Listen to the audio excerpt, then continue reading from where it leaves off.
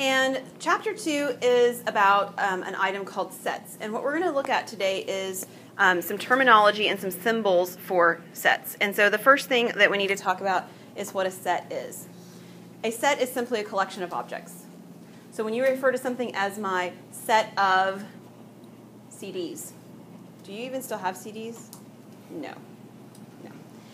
How about a set of textbooks for this semester? You have some of those. So a set is just a collection of something. All right, so, and it doesn't have to be things either. So a set could be a collection of, for instance, people. So let me give you an example. All right, just a sec.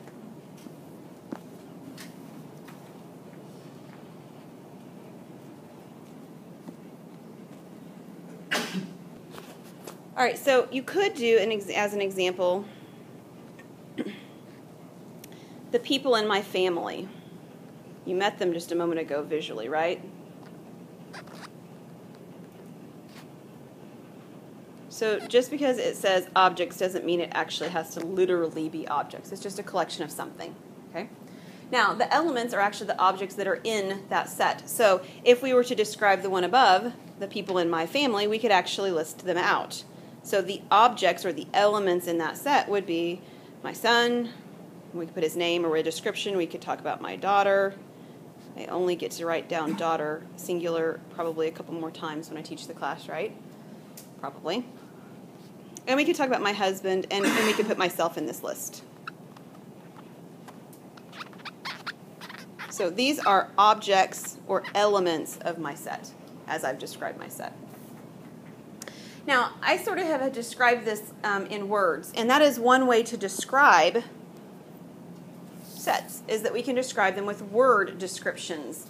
And so let me give you something just a little bit more mathematical for a word description. One way we could describe something is we could say something like all, so this is an example, all whole numbers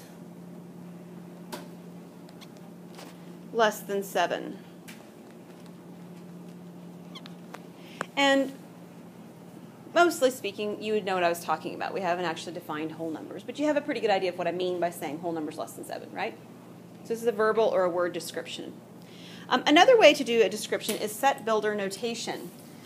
So let me do the same set from the first example, and we'll do it in set builder notation so you can see what it would look like. Now, I'm going to show you 2 ways of writing it. And I'll explain the second one when I get there. But the first one, well, first of all, let me say this. Set builder notation always starts out with a curly brace. Okay, so you see the curly brace. You may be good at writing those and you may not. You'll get better at them. And the next thing you see is you see a variable, a letter, X or A, or it doesn't even matter what it is. Just write one letter, and you see a bar, a vertical bar. Some books will use a colon instead of the bar. Our book uses a bar. And then after that, you need a description of what that is. Okay, you put a description. So one way is to do just like I did back on the first one where it said word description, is I can say X is a whole number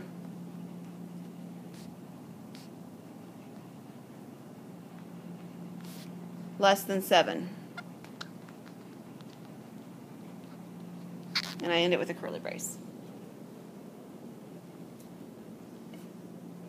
And I kind of hope that when you look at that you think, well, that seems kind of silly. I mean, you didn't gain anything from the way you did it back on the word descriptions. In fact, you added extra stuff. And that doesn't really seem to be all that helpful. You with me? And while this is perfectly legitimate and appropriate and correct, it's really not that helpful. So let me show you another way to do it, which is more helpful, but the caveat is that it requires more symbols. Because that's what happens, right? The same thing happens when you guys text, yeah? You want to do things in short little symbols. You send me symbols, and I'm not going to have a clue what you're talking about because I don't know all the texting symbols you guys know, right? Same thing's true with what we're doing here. There are some symbols that you're going to use. Some of them are familiar to you and others aren't. So the first thing is it's still going to start with the curly brace, the X, and the bar. And we read this to say X such that. Okay, that bar is read as the word such that. X such that. Well, one of the issues was that X is supposed to be a whole number. That's one of these things, right? And the other thing is that it's supposed to be less than 7. Those are 2 different facts about this number. Okay? So there are things that don't get included. For instance, the number 1/2 doesn't get included. Why not? It's not a whole number. The number -7 doesn't get included. Why not? It's not a whole number, right? It's also not a whole number. The number 10 doesn't get included. Why not? It's more than 7, not less than 7. Okay, so we have to actually put both of those descriptors next, and we're going to do them in symbols. The first symbol I'm going to do is I'm going to do the one for the less than 7. So you guys know how to do that from some sort of an algebra class, I'm sure. You write an X, you write the less than symbol, and you write the number 7. Less than looks like a tilted L. Okay? It's one way to remember which one's less than, which one's greater than. X is less than 7. So that's good because I sort of condensed the words X is less than 7 into symbols, and they're symbols that you know. The other one's probably not something you've seen before. Maybe you did, but it's not as common. So we're going to put an X. I'm going to put 2 more symbols, and bear with me and I'll explain them. This looks like a curved E, and it does look curved. Don't make it look like a capital E. It should look like a curvy one, okay, but not like a little lowercase one, but a curved E. And then we're going to do a W that's got 2 lines on the left.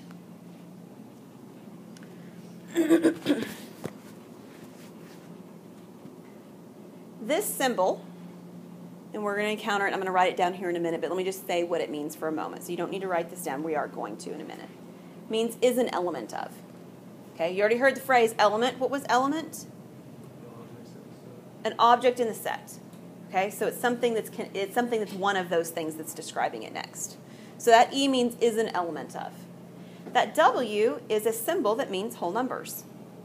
And there's several symbols for different kinds of numbers, and we'll get to those in this lesson as well. Maybe not today, but we will get to them. And they always put a double line on the left when they're doing it, or somewhere in the symbol. And when you see it in text, sometimes it won't look like a double line. It'll look bolded. But I don't have a very good way to do bolding when I'm writing, and neither do you. So you see people, when they're writing, a lot of times just put double lines to represent that symbol.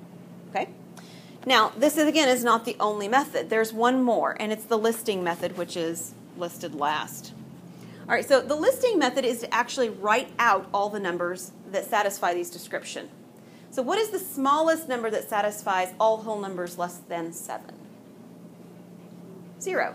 0 is a whole number. It's the smallest whole number. So we can actually do this. We still do a curly brace. Okay, listing method still involves a curly brace. And we're going to start with the smallest one, though we wouldn't have to. So we could do the order in here any way we want. But it's kind of natural to go smallest to largest, so we're going to do that. What would be the next one? 1, 2, 3, 4, 5, 6. Do I get to include 7? No. If it said less than or equal to, then I would. But this one just said less than, so I have to stop at 6. So this would be the listing method for this description. And you might think, well, that one was the easiest one. Why did we mess with the other ones? So pause with me and think for a moment, why would this not always be the easiest one? Yeah, and in fact, if a number were larger than 7, we actually can't really do a listing method. Because the listing method means we don't do the ... Are you with me? Listing method really means we list them all. So Alex pointed out one that we actually couldn't even do with the listing method. It's not possible. But what if it said all whole numbers less than 200? Could we do it? Do you want to? No. That's not going to be easy. It'd be easy, but it's not going to be time efficient, right? So this is not always the most time efficient one to do, but it's pretty simple as to how it's constructed. Okay, everybody with me? Real good? Excellent. All right, there is one interesting set that we have to make mention of, and that is the empty or the null set. It has a special symbol. It's a 0 with a slash through it. Now, you've probably seen a 0 with a slash through it before. Do you remember maybe what it meant when you saw it before? It does have another meaning. Sometimes it's used in algebra to mean no solution. You've seen that before. It's not going to mean that in set notation. It's going to mean null set. But I want to bring this up right now real quick, is that notation means you aren't allowed to write your zeros with a slash through it. And sometimes people are comfortable, and that's how they write their number 0. You can't do that anymore, at least not in this class, because this has another meaning. Okay, so the 0 with a slash through it here does not mean 0. It means an empty set. Now there's one other way of writing this empty set, and that is a curly brace with nothing inside it. It's empty. Hence, it's an empty set, right? It's a good description. Now, let me make mention of something you can't do. You can't do this. It's kind of like a double negative kind of situation, right? This actually has another meaning as well. So do not do this. Write a big old X across that to remind yourself you are never going to write that notation. It's either going to be the empty set with the 0 and the slash through it, or the empty set with the curly braces and nothing inside them. Now, you may be looking at this and saying, okay, so why do we have a set, and why would it be in any interest to have something that's empty? Or how would it be used? Or how would it be described? So I can give you a good example. Again, I don't think I'll be able to write this very much longer. But here is an example of an empty set.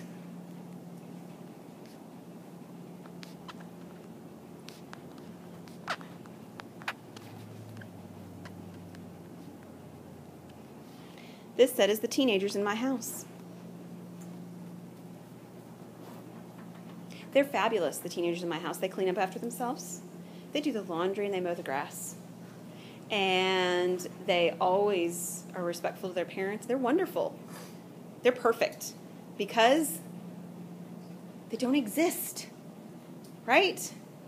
Okay, so we describe things this sort of, people say this a lot of times, that when I have kids, they won't, whatever. Well, it's easy to say when they don't exist, right? Until they exist, you don't know what they're going to do. But an empty set is just a set that there's nothing in. So we can describe something all we want, but if there's nothing in that set that we're actually describing, then it starts to make no sense, right? So this is something that would be an empty set. All right, we can do one notation, and then we'll pick up here next time. So here is an example. So this is something that would be from your homework, okay? So it says list the elements of each set. Use set notation, that's number 1. That's the first thing you're supposed to do. And the listing method, that's number 2, to describe the set. The description says the set of all whole numbers greater than 8 and less than 18. Okay? So the first thing we're going to do is the set notation. Now both notations have curly braces. In set notation or set builder notation, we use those phrases interchangeably. What do I do after my curly brace? I do an X and a such that bar, right? The next thing I'm going to do is I'm going to describe either the issue about it being whole numbers or the issue about it being between 8 and 18. It doesn't matter which one. Let's do the 8 and 18 one first. Do you remember how to show numbers that are trapped between two others?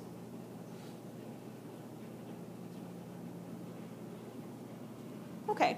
Well, what you do is you write the smallest one first. So the smallest of these numbers is 8. And we're going to leave a blank space for the moment. We're going to put our variable. We're going to leave another blank space, and then we're going to put the larger number. Now, we need symbols between. Those blank spaces need to have symbols, and those symbols need to represent that x is between 8 and 18. Okay, and when it says between, it really means between, as in not including. Okay, so not between or equal to, but between. So what symbols go between there? Less than or greater than symbols, depending on how we've written it. We've written this with less than symbols because the 8 is on the left and it is less than the 18 on the right. So we put a triple inequality, is what I call them. Okay, so we have a triple inequality. 8 is less than, x is less than 18. And then I need one more statement. I need to say that x is an element of the whole numbers.